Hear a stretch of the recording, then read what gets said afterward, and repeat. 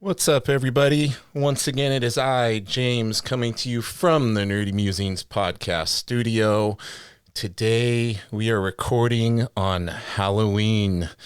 The spooktacular Jim Mahfood is here. We are celebrating the successful full funding of the Kickstarter Arachnid Enforcer. Jim, how you doing today, buddy? I'm great. Yeah, I'm great. I'm in a very good mood. It's I caught you just at the right time. It's over, thank God. No, yeah, man. It huge relief and huge thanks to everyone, including yourself, for who My supported pleasure, man.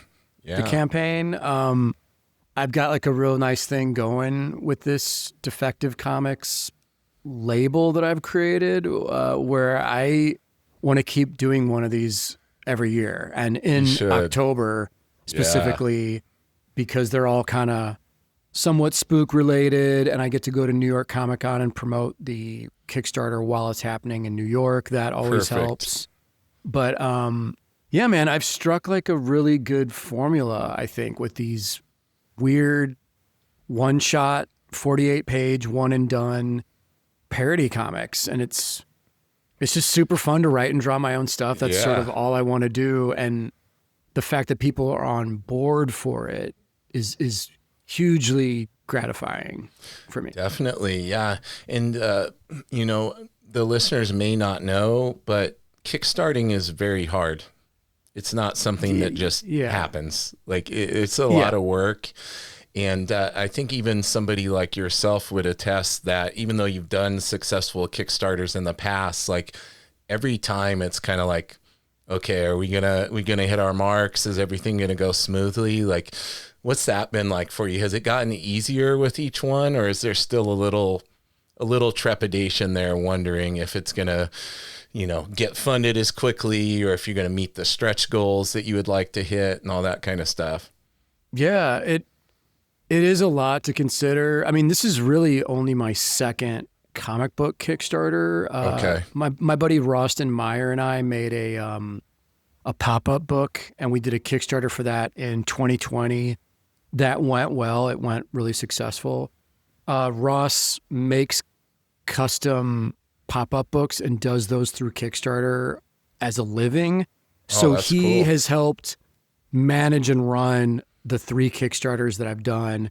But last year with Savage Street Vigilante, this Kickstarter, technically my first comic book Kickstarter, man. And it's fully creator owned. I'm doing these, like I said, as just one and done comic books. So I really had no idea what to expect. And Street Vigilante went well enough that I thought, I want to keep doing these. I think there's an audience for this. And then with Arachnid, I was so relieved because on day one, launch day, I did basically double what I did on launch day of Street Vigilante. Oh, so I was like, amazing, okay, I feel like I have something going here, some momentum. But you really do, I have to work with Ross because he knows the ins and outs of all the secrets of building the campaign, how to present your page, how to deal with Kickstarter.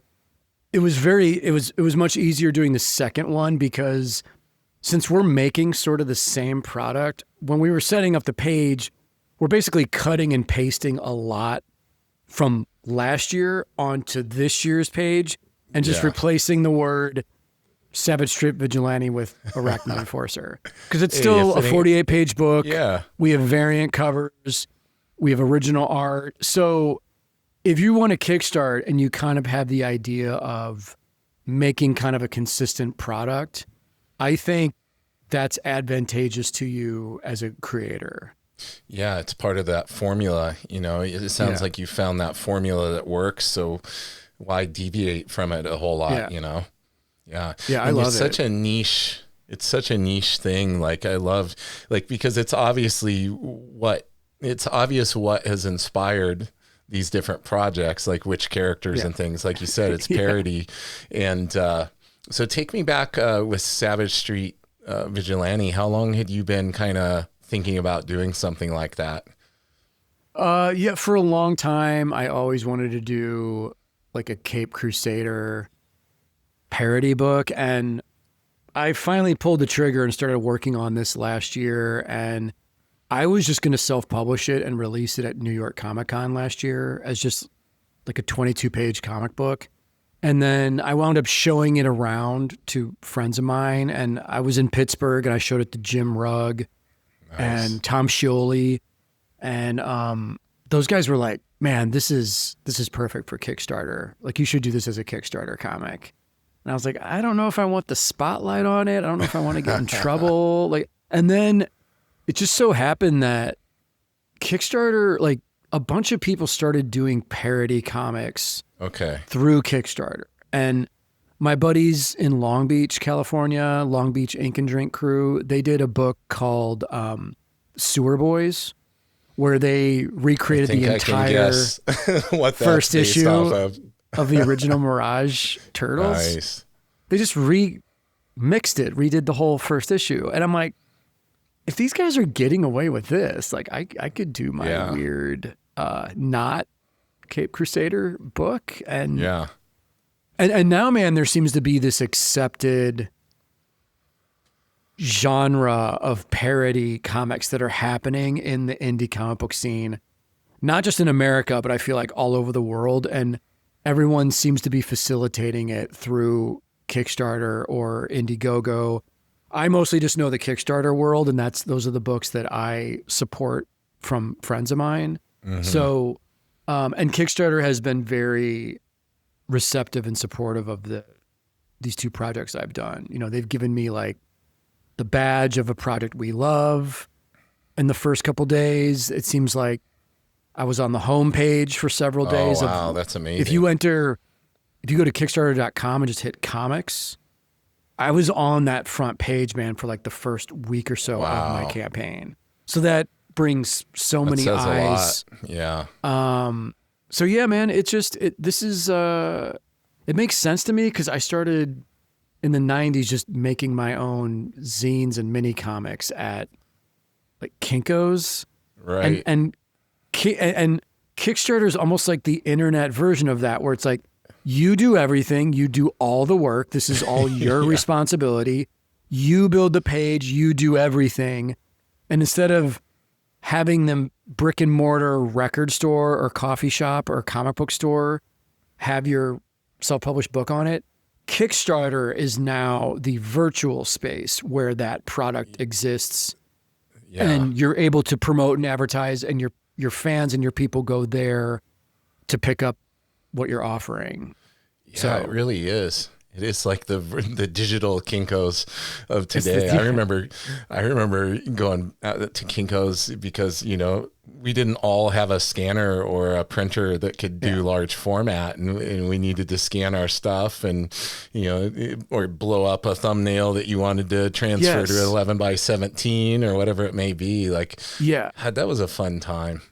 Yeah. You know, it's funny. I still do that sometimes with covers that I'm working on, where I will, and I have a big enough scanner and a big enough printer, but there's something about the grassroots part of like, I just put in my headphones and have music on, and I'll go to Kinko's and I'll have my 11 by 17 Bristol board, and I'll just blow up the thumbnail or parts of the thumbnail and just put it on the Bristol and be like, okay, what do I really want to do with this cover here? There's something, but that's my generation of like, we just did that anyway. The photocopy machine was like a tool for us. And I sometimes still like having that be a piece of my art, even though it's sort of irreverent. Like, you don't really need it, but are you still somebody that appreciates the tactile nature of traditionally drawing? Oh yeah. That's still my main jam, is like ink on paper. And, you know, I'll clean things up in Photoshop and color stuff in Procreate, but the black and white art is still completely generated on paper. Just because I've drawn on Procreate, I've drawn digitally, it's all good, but the desired effect I get is most effective with ink and the tools I'm using on that Bristol board, man. Like there's just something about it. It's just what I've known for so long that. Yeah. Well, take me back, take me back long, long ago to when it sounds to me like you've pretty much always been creative and wanting to do something in the comics medium. Like, where did all that start for you? Like, how young were you when you started getting into comics and started creating your own little fanzines and types of things? Yeah, I got into it really young because I discovered comics at the local grocery store where I would go with my mom every Friday. Like, they had a magazine rack with Mad Magazine and Marvel and DC comics. So I started picking up Spider-Man and Batman comics and G.I. Joe in the like mid 80s. Like, I've got books that I started getting in like 83, 84, 85. So I quickly started making my own like loose leaf versions of comics like Spider-Man and that kind of thing, and stapling them together. And eventually this is where the fascination with photocopying comes in. My dad eventually started taking my originals to his office and photocopying them so that there you go. I had like 3 or 4 sets that I could staple and give out to my homies in the neighborhood that I would ride dirt bikes with and stuff. So this idea, man, very, very young of being like, I can make a thing and reproduce it and then hand it to someone. Yeah. That's a crazy idea. And I was, like bitten by that bug very early, probably like 10 or 11. Yeah. And so I got really, really serious about it when I was in high school. And I got lucky because I grew up in St. Louis and there was a local independent publisher in St. Louis called Artline Studios. And it was this dude, Lorenzo, who was from New York, and this guy, Ed, who was from Illinois. They got together and started self-publishing black and white indie comics. And I met them when I was about 15, and they kind of hired me as their like understudy apprentice. So I was inking backgrounds on pages and doing erasing work. And, but it was all grunt work. But really what it was is, since it was pre-internet, these two guys were 10 years older than me, and they basically showed me the ropes of how comic books were made. Yeah. So they're like, this is the paper you use. This is the ink tools. This is Zipatone. This is a T-square. Here's how big the pages actually are. The stuff that we're like, whoa, what? They draw them big. Yeah. I think that was probably the first time I discovered that everything was drawn oversized. Yeah. So yeah, man, that really like got my engines firing on how do I make my mark in all this. And then I left St. Louis when I was 18 and went to art school in Kansas City.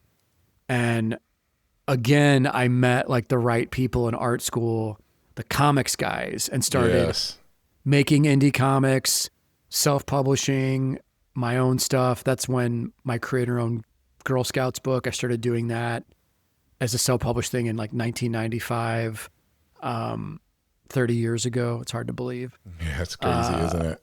And then that stuff just kind of started leading to me getting actual like paying work, to the point where senior year of college, I got hired by Marvel to write and draw this X-Men one-shot, this Generation X Underground special. Yeah. And that's what opened the door for me for everything, dude. Because after that, I met Kevin Smith and got the Clerks comic book gig. Yep. And then that was like, okay, I'm now fully making a living as a freelance illustrator. No more day job. This is my life now. Like, let's just go for it and see what happens. That's amazing. Like, was there ever a doubt in your mind that that was the direction you wanted to go? Like, it sounds like you were on the art path. Like, obviously you probably had some, like you said, a day job to make it ends to a means, but like comics was the direction you were going in from a pretty early point from art school on, right? Like you knew, like, and you're running into all these different people, the right people at the right time. And then it just kind of sounds like it kind of just snowballed pretty quick for you. Yeah, it's funny because when you're younger, time moves way slower. Yes. So when I was with the Artline Studios guys when I was 15, we were going to conventions and still waiting in line for Marvel and DC editors and showing them what we were making. So I waited in lines from the time I was 15 to the time I was about 21 when I got the Marvel gig.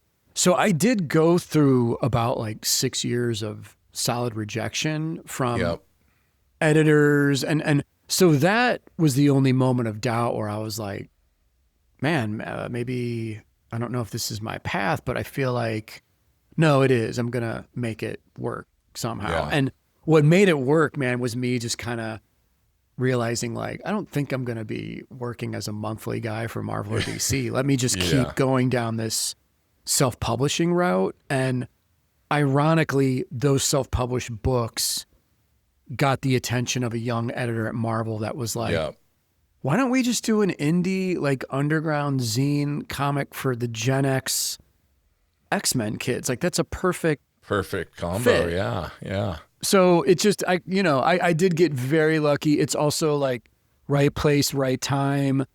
I went to San Diego Comic-Con in 97. Oh man, the early days. Right place, right time. The Oni Press was there, and they just so happened to be looking for the artist for the Clerks comic book. So Kevin Smith was there at the show. I met Kevin. They had the cover illustration done by Gilbert Hernandez that was like hanging in their booth. And I was talking to Bob Schreck, the co-founder of the company and the main editor-in-chief. And I was like, oh man, Gilbert Hernandez, like, that's awesome. He's like, yeah, we don't have the interior artist though yet. He's like looking through my samples. He's like, maybe it's you. Maybe we need to talk. I'm like, oh shit. Okay. Wow. So I met Kevin, we all started talking. And then it wasn't until I got home after the convention that Bob started calling me and was like, okay, why don't you start making some sketches for us? Like start drawing the characters. Let me get Kevin excited. I think you're the guy for the gig. I think we want like an unknown indie guy. Yeah.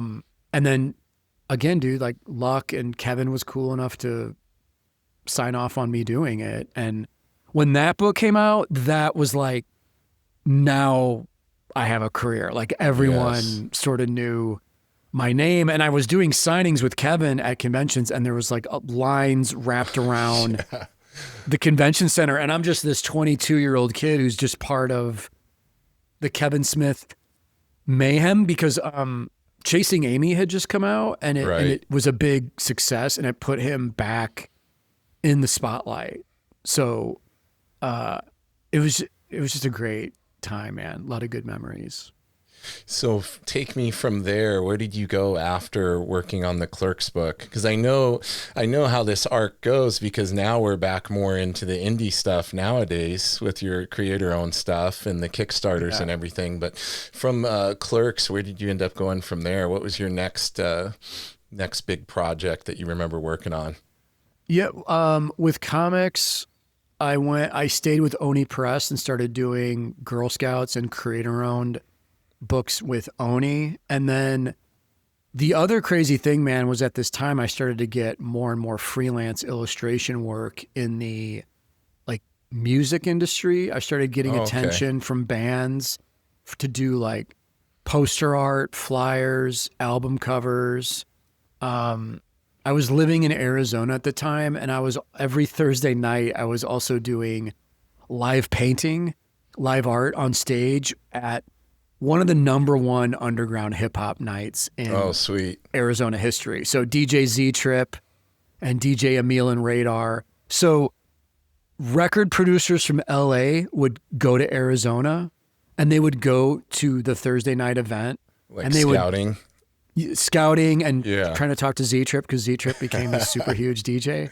Yeah. And they would also hit me up and be like, hey, do you have a business card? Like, we're looking for art. And then eventually I started doing a little freelance animation work, character design for shows over at Cartoon Network, some things that didn't even get picked up, but that very simple style I was doing on Clerks, the very kind of graphic graffiti style, animation and other people started picking up on that style and realizing like, hey, this would actually work for like animation, and this would work for this or that. So, yeah, man, it was cool because there was no way to predict any of this. I would just get phone calls and emails from people. And then this was all like 98, 99. And then hitting 2000, suddenly Brian Bendis is calling me and I'm doing like Ultimate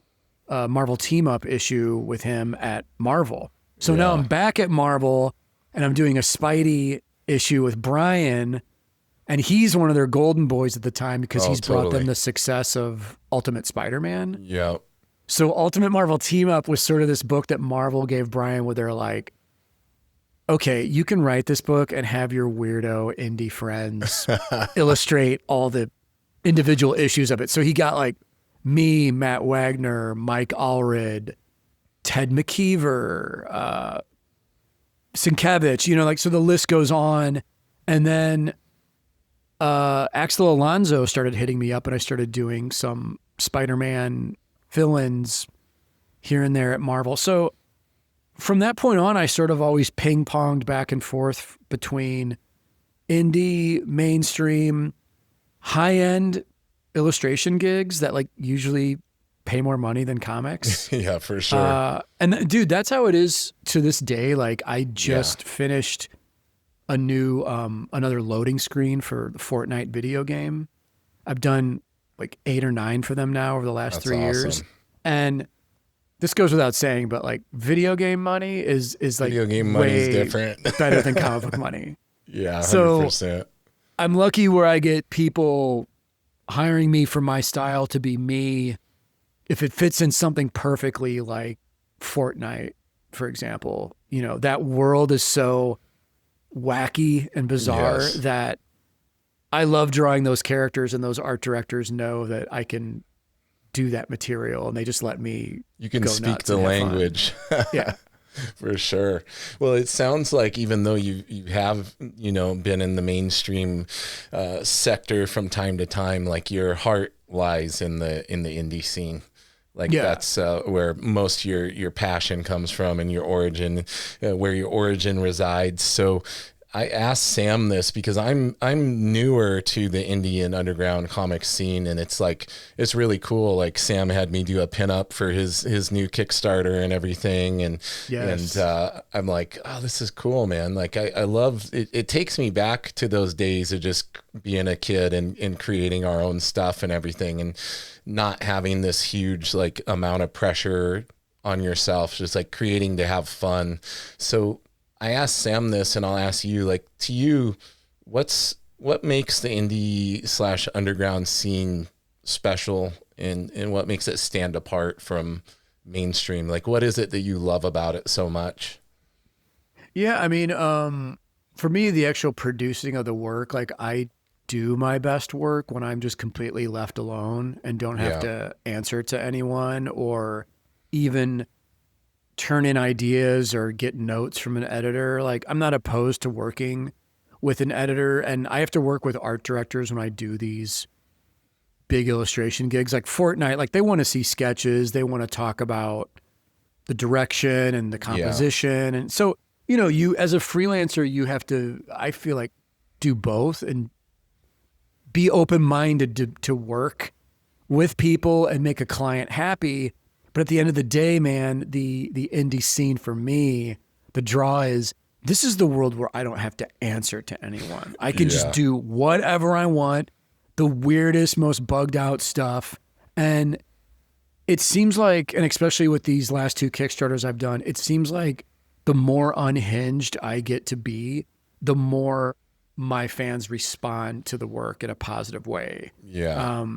And it seems like the timing of it is working better every year where, okay, let me just be me and then let's roll the dice and see if people respond. And they are responding.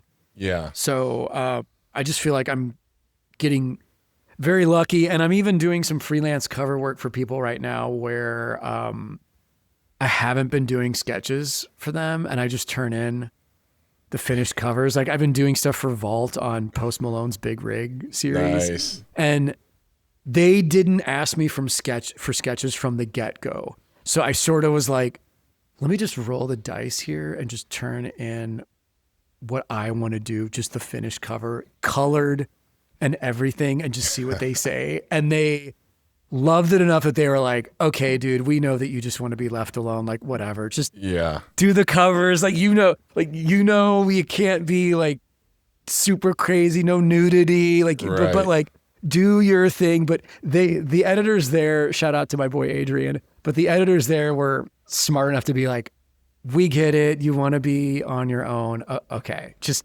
turn it on time and give us the most like badass shit you can give us. So I have a great relationship with them where I'm getting away with my indie, like philosophy. Yes. But doing it for other companies but dude, with Marvel and stuff, it's like, no, they want sketches. You know?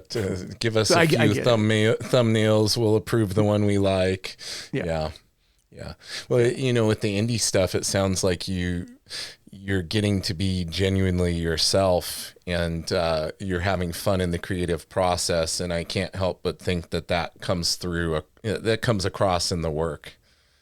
Yeah, I think so. I hope so. And when I look at people's indie work, for me, it's more of you're getting to see more of the creator and who they are and what their tastes are, and so you're getting like unfiltered, visionary work from individuals. And this goes back to like Crumb and the Underground guys, Spain Rodriguez, the Hernandez brothers, even the original Mirage Ninja Turtles, Eastman and Laird books. It's like, these are just individual people making these books themselves from scratch. Like there's no committee involved. So you're getting this beautiful, unfiltered way of a creator expressing themselves in the storytelling medium of comics, where it also, man, shows to the world and to aspiring storytellers,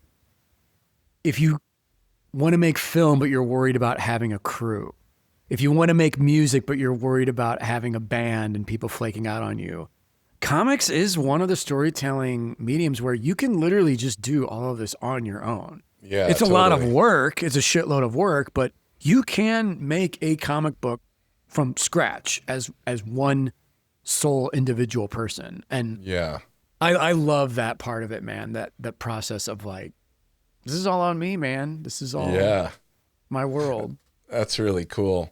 Is there, so now as fun as the indie stuff is and how much freedom there is in it, is there any big mainstream project that if you had the opportunity, like if you got dangled a Spider-Man book or a Batman book or something for Marvel or DC, is that something that you'd be interested in, or would you want to, I mean, would you want to write it? Would you want to have that level of control over it? Or is that something you could be happy doing, working with somebody else with a little more creative restriction on you, I guess? Would it depend on how much they were turning the screws to you? It's got to be this way, or just do what you want, It depends. It like when I worked with Brian Bendis, he knew how to write for me, and so yes, I mean, I definitely would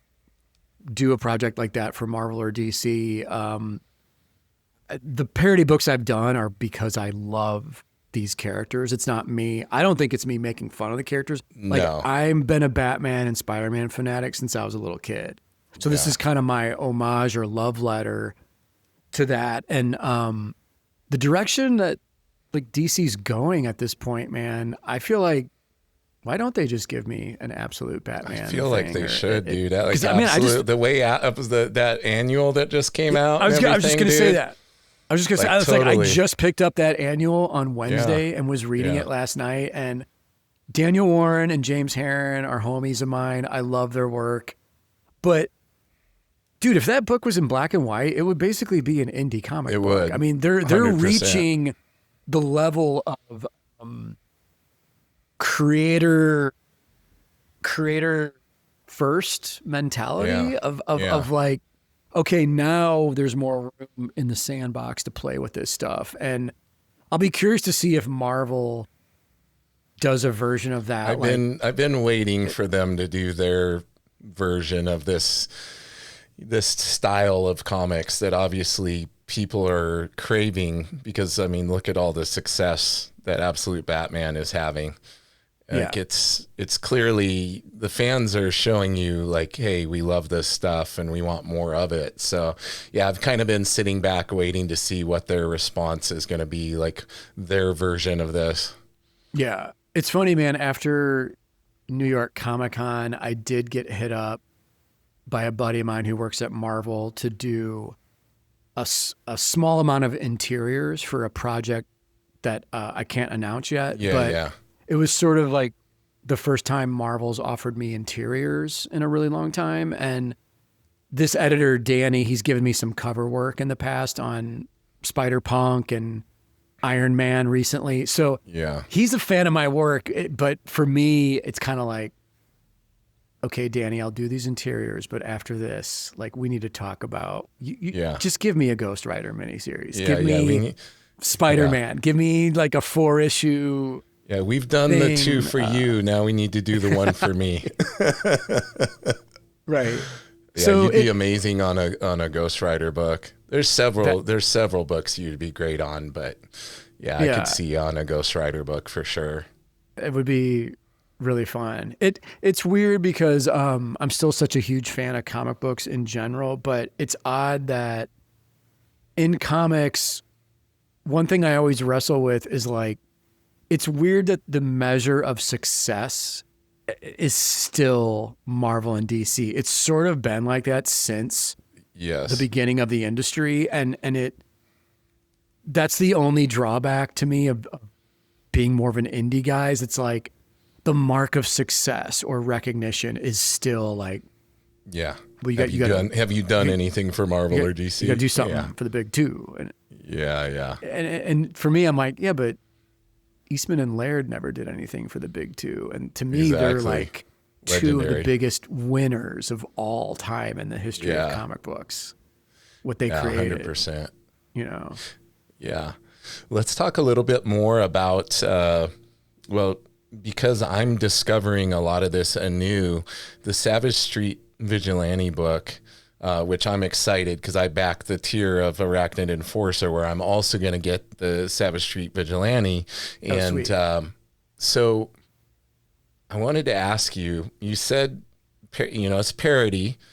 And whenever money gets involved, that's when it gets a little sketchy with, like, have you received any cease and desist letters or anything? Or is it enough parody where you haven't felt that pressure from? No one said anything. Because you said it's kind of like, seems like it's kind of being supported right now. Yeah, like no one has said anything. And also, I know so many people in the industry at different levels that before I launched the Kickstarter for Street Vigilante, I started sending pages out to people, not necessarily at DC, but like friends, like big high ranking people in comics that I'm like, do you think this is just going to be instant trouble? And everyone was like, I think that because you're doing it on Kickstarter and it's so obviously a parody that the companies, knock on wood, dude, the companies seem to be looking the other way right now. And also, I feel like because Warner Brothers makes like $1 billion a year off of Batman as an IP, my little Kickstarter one-shot comic that I put out is not in any way a threat to them. Yeah, not a threat whatsoever. Yeah, that makes sense. For the listeners or the viewers who aren't familiar, give the breakdown about Savage Street Vigilante. Yeah. Because we know it's obviously a Batman parody. Yeah. But take me through this. I have to know, like, yeah, because it's such a great parody, like such a great idea. Yeah, I'll say this though too, because when I describe it, people are going to be like, "That kind of sounds like Absolute Batman." I was coming up with this. This was before, right before they announced Absolute Batman. Yep. But my character is like this crazed street brawler vigilante who's been doing this job for a couple decades, and his brain gets injected by his archenemy with venom that makes him go crazy. So he just snaps and finally decides to take out his entire rogues gallery of villains. So he doesn't have the don't kill rule. Right. And so it's his final mission. It's his final story of like, the book, if it's not obvious, it pays homage to like 80s VHS, B-movie, grindhouse vigilante stuff like Charles Bronson and the Death Wish movies. Oh, there you go. And it's very grimy. It's very violent. There's, gore, sex, and violence.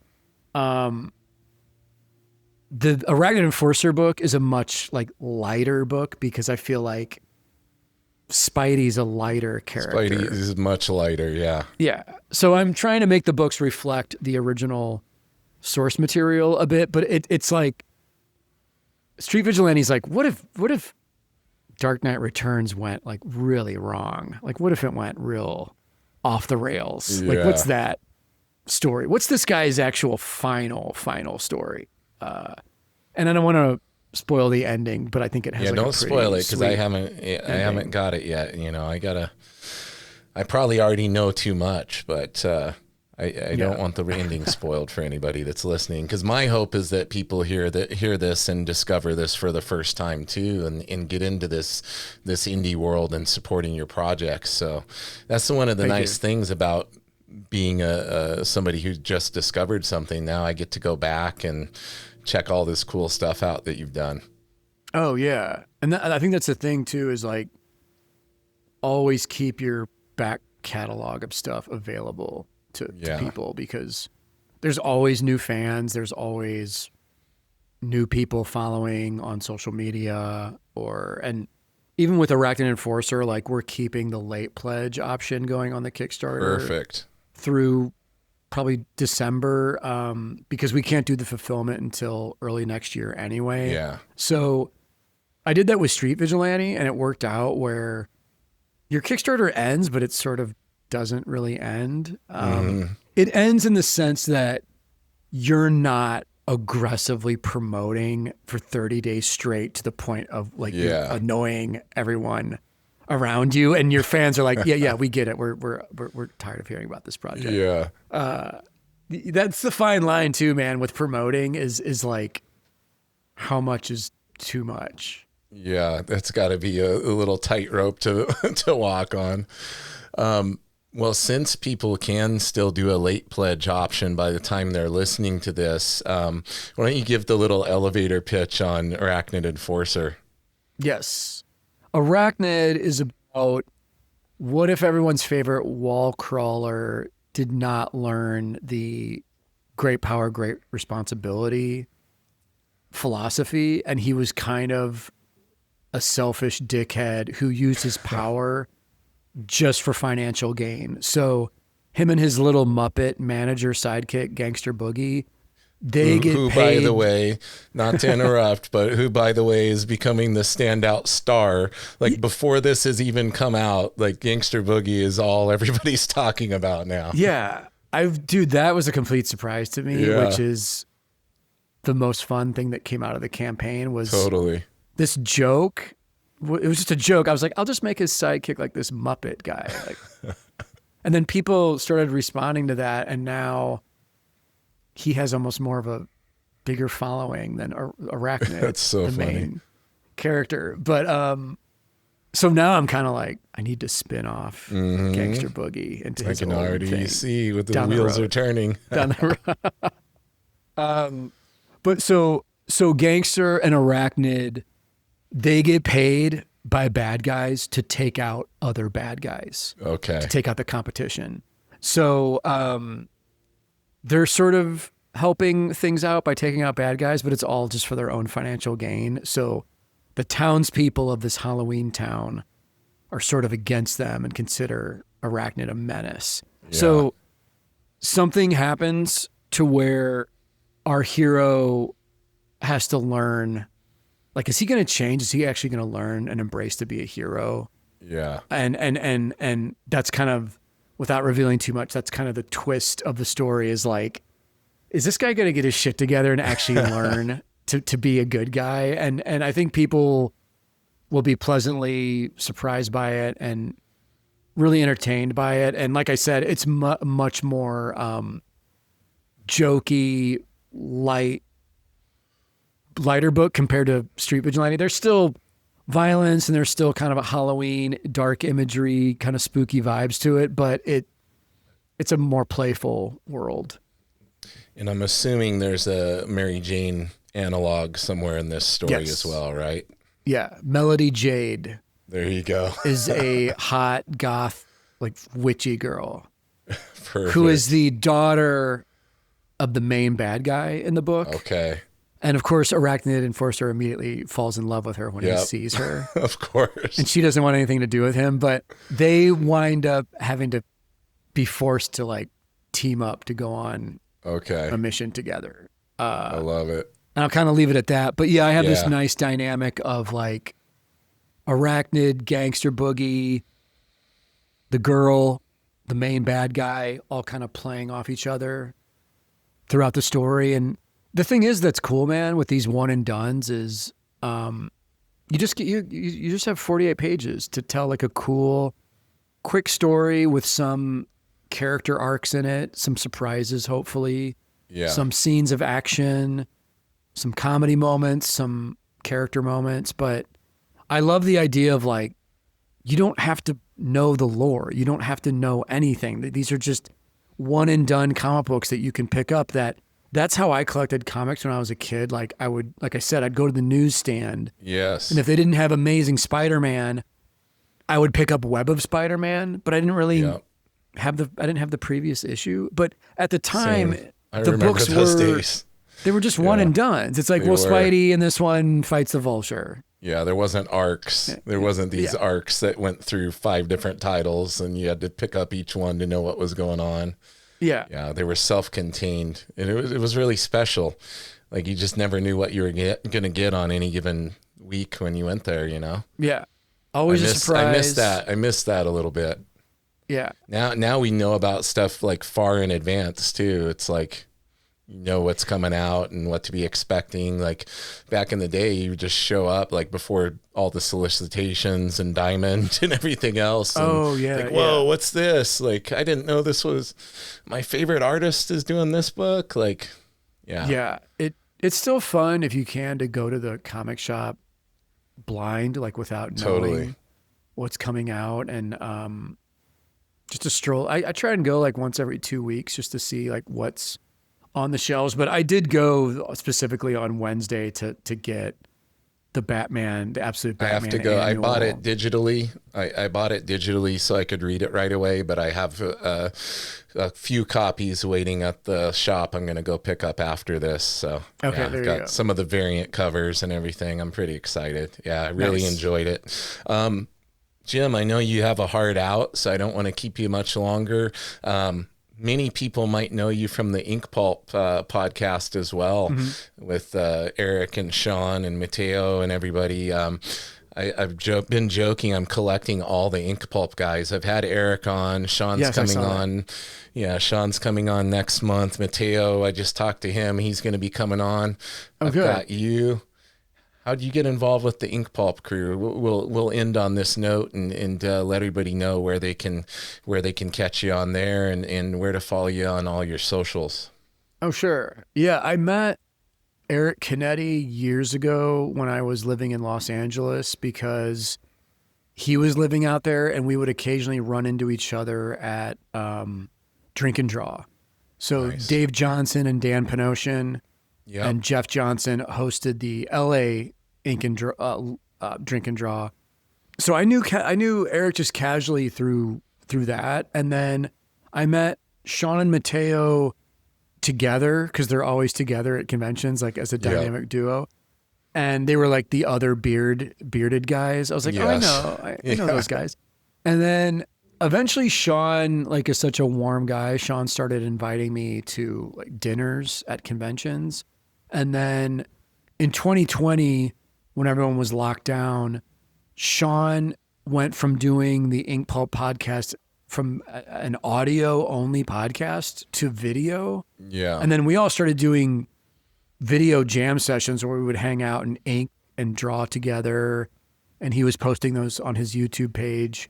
And then, you know, just in the last year or two, he kind of flipped it and just reformatted everything and brought in this great editor, producer, our boy Jazzy Jamie Wood. Yeah, is Jamie's editing awesome. and producing the show, making all the clips you see online. Yep.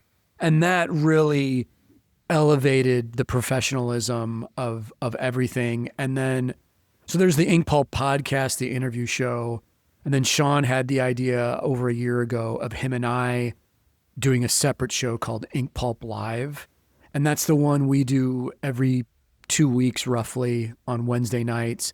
And that's a live stream. And that's us hanging out, drawing, and having incredible guests on, man. Like we just had Humberto Ramos on. I saw that. We had that one. Amazing. We had Art Adams on like I saw a month ago. Yep. So that's our show where we get down, have fun, draw live for 2 hours, and try to bring on other professionals to jam with us. But that podcast stuff and YouTube stuff, it does bring you like a whole new audience of people. For sure. It works. It's nice. And we Sean will tell you more about this, but we have a whole community from all this now. There's an Inkpulp Patreon and an Inkpulp Discord. And the Discord is super active, man, with young and older indie cartoonists and people posting art and all sorts of crazy stuff that is, it's its own thing now. Like it's beyond awesome. What we started. It's its own ecosystem, dude. It's really cool to see. Well, and watching you guys draw on there together, it takes me back to the old studio days. Like a lot of people don't realize like that was the thing. Like if you want to talk about Wildstorm, Top Cow, any of those, like they were all there together drawing in the same space. Right. This is the modern version of that. So it's cool to get to see. And I know it's cool for you guys because art is such a solitary thing. So being able to get on there and chat and be inspired by each other's work has to be fun as well. Yeah.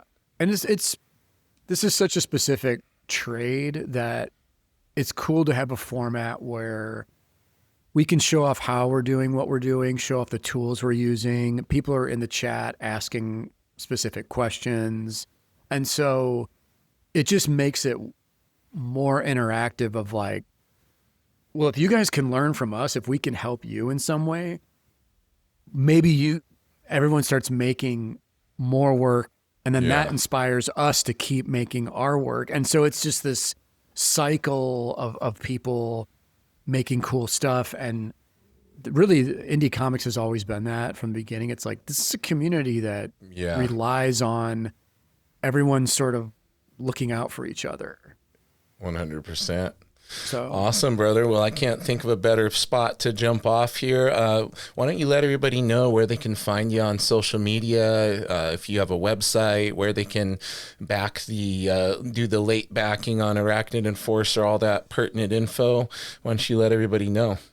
Oh, sure. Yeah. If you guys Google Arachnid Enforcer, it will take you to the Kickstarter. The late pledge goes probably until end of December.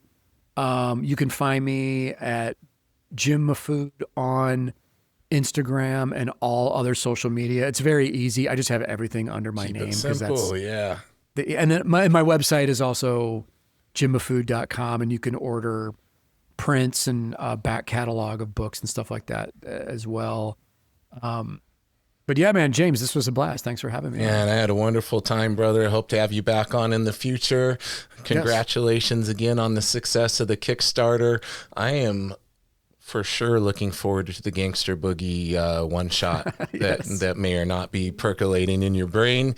Hang out with me for a moment while I give everybody my spiel. Everybody, thanks for tuning in today.